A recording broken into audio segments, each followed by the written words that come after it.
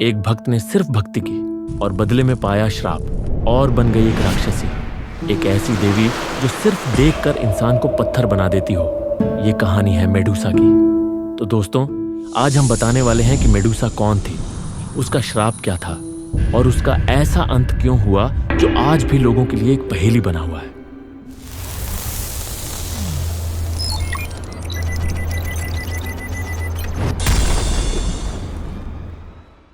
Medusa Greek mythology का एक अहम हिस्सा थी, लेकिन उसका नाम सुनते ही लोगों के सामने सिर्फ उसका भयानक रूप आता है, सांपों से भरे बाल और पत्थर बना देने वाली आंखें। लेकिन मेडुसा हमेशा से ऐसी नहीं थी।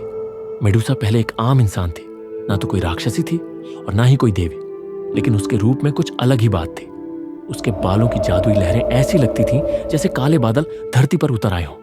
उसका चेहरा इतना मधुर और कोमल था कि उसे देखते ही लगता था जैसे स्वर्ग की कोई अप्सरा जमीन पर चल रही हो। उसकी आंखों में ऐसी गहराई थी जैसे समुद्र का किनारा, जिसमें डूब जाना भी एक सुकून होता। मेडुसा को देखकर लोग कहते थे, ये लड़की सुंदरता की देवी एफ्रोडाइट से कम नहीं। मेडुसा युद्ध और ज्ञान की देवी अथीना की एक सच्ची भक्त थी, उनकी एक पवित्र पुजारण। कहते हैं समय के एक हिस्से में अथीना का एक बेहद भव्य और पवित्र मंदिर हुआ करता था। वहीं की पुजारण थी मेडुसा। हर सुबह वो मंदिर आती, दीप जलाती, फूल चढ़ाती और पूरे मन से देवी की आराधना करती थी। उसका जीवन भक्ति, नियम और पवित्रता में डूबा हुआ था। हर किसी की नजरों में वो सिर्फ एक सुंदर लड़की नहीं, बल्कि एक आदर्श पुजारण थी। लेकिन अथीना की पूजा करना सिर्फ एक सम्मान नहीं था, ये एक कठोर जिम्मेदारी भी थी। देवी अथीना का एक सख्त नियम था, जो भी उनकी पुजारण बनेगी उसे जीवन भर कुंवारी रहना होगा। ना प्रेम, ना किसी पुरुष से कोई संबंध, पूरी जिंदगी बस भक्ति, सेवा और संयम में बितानी होगी। और अगर किसी ने ये मर्यादा तोड़ी तो उसे भुगतना पड़ता था एक ऐसा श्राप जो किसी मृत्यु से भी ज्यादा भयावह होता।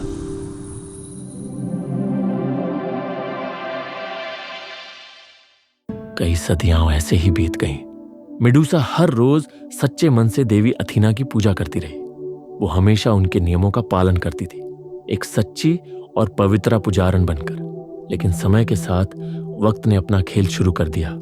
मेडुसा की खूबसूरती ही उसके लिए एक अभिशाप बन गई। धीरे धीरे उसकी सुंदरता की चर्चाएं हर ओर हवा की तरह फैलने लगीं। हर जगह लोग उसके रूप के दीवाने होने लगे। छोटे लोग, बड़े राजा महाराजा, सभी ग्रीक पुरुष उसके बारे में बातें करने लगे। अब लोग मंदिर में देवी अथीना की पूजा करने नहीं, मेडुसा को देखने आने लगे थे। उसकी एक झलक पाने के लिए लोग मंदिर के बाहर मंडप तक खड़े रहते। लोग भूल चुके थे कि वो जगह भक्ति और पवित्रता की थी। उनके मन से पूजा की भावना ही चली गई थी। अब सबकी नजर सिर्फ मेडुसा पर थी। ये बात देवी अथीना को चुभने लगी। वो चाहती थी कि लोग उनका नाम लें, उनकी पूजा करें, लेकिन अब सबका ध्यान मेडुसा पर था। अथीना एक देवी थी, लेकिन जब लोग उनकी जगह एक इंसान की सुंदरता के दीवाने बनने लगे तो उनके मन में द्वेष, जलन और गुस्सा भरने लगा मेडुसा के लिए। अथीना के लिए ये किसी अपमान से कम नहीं था, एक पुजारण जिसे वो स्वयं सम्मान देती थी। अब लोग उसी को देवी से भी ऊपर मानने लगे थे। लेकिन मेडुसा को इन सब बातों से कोई मतलब नहीं था। वो बस हर रोज अपने सच्चे मन से मंदिर जाती, दीप जलाती, फूल चढ़ाती और देवी अथीना की पूजा करती। वो लोगों की बदली नजरों और सोच से अनजान थी। उसके लिए तो सब कुछ पहले जैसा ही पवित्र था, पर वक्त ने उसके साथ एक और खेल खेला। जब उसकी खूबसूरती की चर्चा समुद्र के देवता पोसाइडन तक पहुंची, जो सबसे शक्तिशाली देवताओं में से एक माना जाता है, तो वो तुरंत मेडुसा के पास गया। पोसाइडन भी उसके रूप का दीवाना हो गया। उसने मेडुसा से कहा, मेरी रानी बन जाओ। लेकिन मेडुसा ने उसका प्रस्ताव तुरंत ठुकरा दिया, क्योंकि जैसा कि हमने पहले बताया, वो अथीना की पुजारण थी और एक पुजारण कभी किसी से संबंध नहीं बना सकती थी।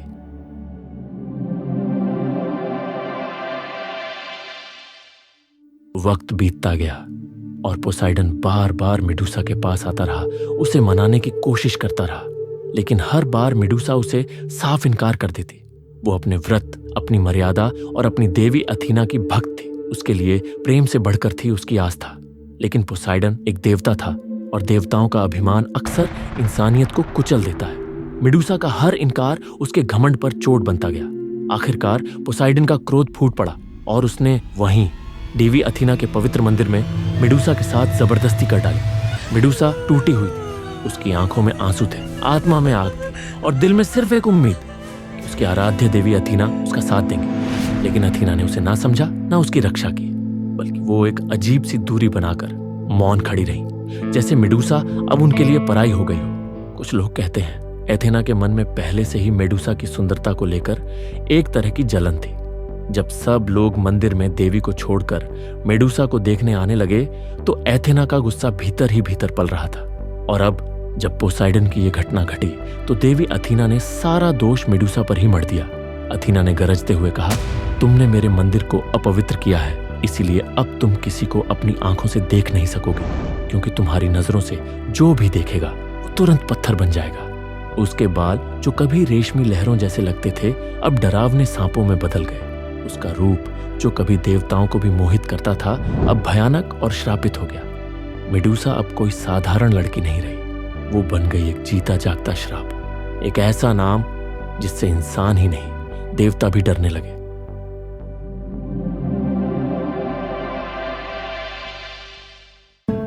अथीना के श्राप के बाद मेडूसा अपनी पुरानी जिंदगी से बिल्कुल अलग हो गई। उसे अब किसी मंदिर में जगह नहीं थी, ना समाज में, ना इंसानों में, ना देवताओं में। लोग अब उसे देखकर पूजते नहीं थे, डरते थे। जो भी उसकी आंखों में देखता पत्थर बन जाता। इसीलिए मेडूसा ने खुद को दुनिया से अलग कर लिया। वो चली गई एक सुनसान और डरावनी जगह पर, जिसे कुछ लोग सार्पेंटाइन आइलैंड कहते हैं, तो कुछ लिबिया के घने जंगल, जहां कोई जाता नहीं था, क्योंकि वहां सिर्फ मौत का साया था। वहीं रहकर मेडूसा ने अपनी सारी उम्र अकेले बिताई। ना कोई साथ, ना कोई पूजा, सिर्फ तन्हाई, दर्द और वो श्राप जिसे उसने मांगा नहीं था, लेकिन फिर भी पूरी उम्र भुगता। जो लड़की कभी सुंदरता की मिसाल थी, जिसकी तुलना कभी एफ्रोडाइटी जैसी देवियों से की जाती थी, अब वो डर का प्रतीक बन गई थी। मेडूसा अब सिर्फ एक नाम नहीं थी, वो बन चुकी थी एक रहस्य, एक त्रासदी, एक ऐसी कहानी जिसमें नायिका खुद अपने भाग्य की शिकार बन गई थी।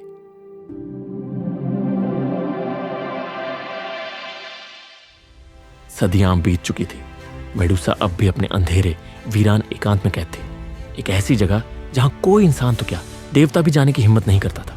उसकी आंखों का श्राप अब भी जीवित था। जो भी उसे देखता पत्थर बन जाता। वहीं दूसरी तरफ था पर्सियस, ज़्यूस का पुत्र, एक देव मानव, आधा देवता आधा इंसान, लेकिन दिल में पूरा योद्धा। जब समंदर से उठा राक्षस क्रैकन धरती पर तबाही मचाने लगा तो देवता भी हिल गए।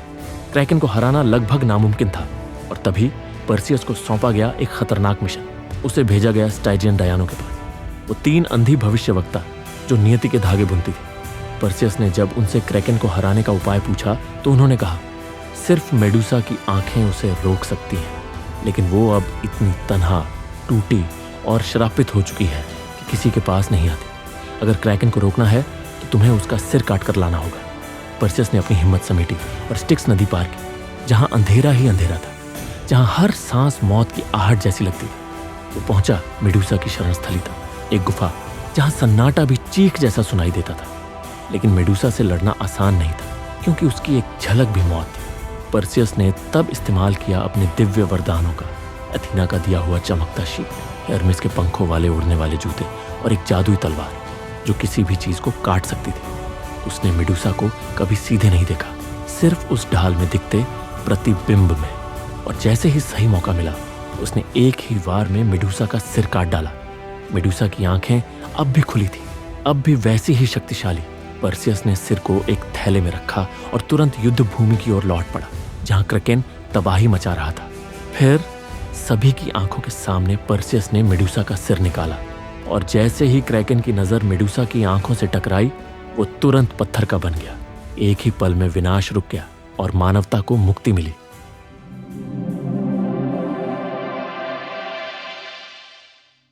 क्रैकन की हार के साथ युद्ध तो खत्म हुआ, लेकिन मेडूसा की कहानी नहीं।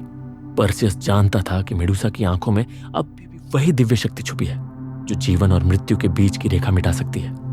इसलिए वो मेडूसा का सिर लेकर लौटा और उसे सौंप दिया उसी देवी को जिसने उसे श्राप दिया था, युद्ध और बुद्धि की देवी। अथीना ने मेडूसा के सिर को अपने एगिस शील्ड पर सुसज्जित किया। अब वो ढाल सिर्फ एक कवच नहीं रही, बल्कि बन गई थी एक अजेय अस्त्र। जब भी अथीना युद्ध के मैदान में उस ढाल को उठाती तो शत्रु उसकी एक झलक पाकर पत्थर बन जाते। मेडूसा की आंखों की शक्ति, जो कभी उसके जीवन की सजा थी, अब एक देवता की सबसे बड़ी ताकत बन गई थी।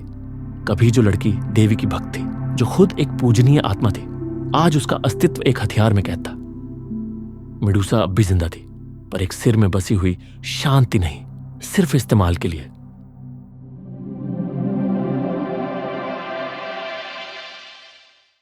मेडूसा का अंत चाहे जितना भी भयानक रहा हो, उसकी कहानी सिर्फ एक राक्षसी की नहीं थी, बल्कि एक ऐसी स्त्री की थी जिसे देवताओं के अहंकार, समाज की कठोर मर्यादाओं और एक देवी की ईर्ष्या ने कुचल डाला। मेडूसा कोई खलनायिका नहीं थी, वो एक बलात्कृत सत्य थी जिसने सिर्फ अपना धर्म निभाया, एक सच्ची भक्त बनकर जिया। लेकिन जब नियति ने उसे धोखा दिया तो न इंसाफ मिला न सहारा। वो लड़की जो कभी देवी के मंदिर की सबसे प्रिय थी, उसे उसी मंदिर में अपवित्र कहा गया और उसी देवी ने उसे श्राप दे डाला। लेकिन समय के साथ मेडूसा एक दहशत नहीं बल्कि एक प्रतीक बन गई, फेमिनिज्म, रेजिलियंस और आंतरिक शक्ति का प्रतीक। आज हर वो आत्मा जो अन्याय से टूटी है, हर वो स्त्री जिसने अपनी आवाज खो दी, वो मेडूसा में खुद को देख सकती है, क्योंकि उसकी आंखें सिर्फ श्रापित नहीं थी, वो उस दुनिया का आईना थी जो सुंदरता से डरती है और शक्ति से जलती है। उसका चेहरा जो कभी सौंदर्य का प्रतीक था, अब हमें याद दिलाता है कि कैसे ये संसार अक्सर उन्हीं को राक्षस बना देता है जो सबसे ज्यादा पीड़ित होते हैं। और सबसे गहरी बात यह है, जिसे दुनिया ने राक्षस कहा, उसके पास तो बस एक दिल था जो कभी प्यार से धड़कता था। वो आंखें थीं जो भक्ति में नम हो जाया करती थी। मेडूसा की असली पहचान को समझना मानवता की सबसे बड़ी जीत है। दोस्तों, ये थी मेडूसा की अधूरी लेकिन अमर कहानी। अगर ये किस्सा आपके दिल को छू गया हो तो नीचे कमेंट करके अपनी राय जरूर साझा करें। और अगर आप भी रहस्यमयी पौराणिक कथाओं को एक नए गहरे नजरिए से जानना चाहते हैं, so make sure to subscribe to lost echoes and be the first to witness our next untold tale. मिलते हैं एक और ऐसे ही किस्से के साथ, जहां सच, कल्पना और दर्द तीनों का संगम होता है। धन्यवाद।